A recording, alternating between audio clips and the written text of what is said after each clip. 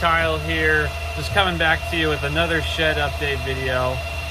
Just wanted to provide kind of a state of crypto for me, an update video, if you will, of where current profits are at, what my current plans are with the shed, and to just kind of answer some more questions that I've been getting in the comments, and just kind of go over how I'm feeling about crypto and where I think it's headed and things like that. So the good news is profits are back up on the shed. Miners are working away. We haven't had any issues in the last few days since my last video, and we're now seeing profits more in the $3,300 a month range. So that's super exciting. You love to see more money being earned, and with being on an all-electric heat plan in my neighborhood here, we don't have gas at my house, so we get a discounted rate on electricity in the winter when we would be using heat to heat our homes, since electric is more expensive than gas heat. So in a cool way, I'm getting to utilize that to power my Bitcoin mining farm, and it saves me about 30 to 40% in those 6 months of the year or so. So I'm definitely grateful that that's kicked in. So we're seeing profits up that way, plus we're seeing the price of Bitcoin up as well. One of the questions I've gotten asked a couple times is if I'm going to be doing solar, and the short answer to that is yes. I'm a big believer in solar and alternative energies in general, and that's no different when it comes to my business, my Bitcoin mining shed. So looking around here, you can see there's not a lot of houses around. My house, it's on about 1.5 acres, and we have plenty of room for solar, and I have been planning to do solar all along. We just haven't done it yet because it costs a lot of money, it takes a lot of time to plan, and just haven't started it. But right behind me here, this big open lack of trees. This is south facing behind me, so plenty of sun coverage for the day.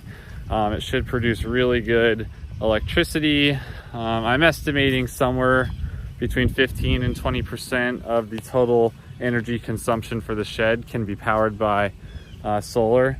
And you might be thinking that number is really small, but when you account for running 24/7, 365, on a day like today where it's even partly cloudy, you're not going to get 100% energy use out of solar.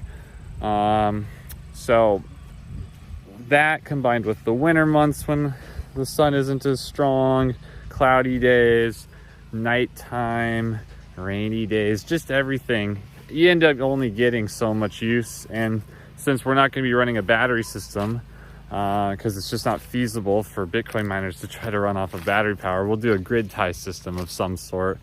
I need to call my power company and start to learn what the process is. I'm under the impression that 25 kilowatts is the maximum array of solar that I can have tied into the grid, to use the grid as my battery. But I'm not sure, having two 200 amp services on my house, if maybe I can do 50. And if I could do 50, of course I'd love to, because I'm already using over 10 or just around 10 for the farm, and the farm it could triple if we wanted to. We have the room for it. Plus I'd like to power my house by it, and I of course would like to make money off of it too if I can sell some back to the grid. I mean, money's money. I'm a businessman at the end of the day. So that kind of sums up my plans for solar. It is happening. Hopefully it'll be happening next year. Would be ideal. We're coming towards the winter months, so things will slow down and we'll probably work on inside projects. Some of the videos I have planned for later this week are to start working on the electrical. I'd like to start wiring up the other side and getting it ready for more miners for when we're ready to purchase more of those. I need to finish the landscaping here. Most of it's done, but I got a little bit there that I'd like to do, and I'm just going to start recording everything and sharing what it takes to really build one of these and whatnot. A couple other ideas for videos I've had are going over the exact cost. I finally finished paying for all of the costs on the shed. I paid the electrician the final money I owed him, so I now know exactly how much it costs to build this thing, and we can kind of start to look and say, well, was it really worth it? Should you be doing it in your basement? Should you be doing it in a shed? Should you be renting space? And hopefully I can provide some insight and show you why I think it is worth it to build a shed on your property, and kind of go over the pros and cons there. What else?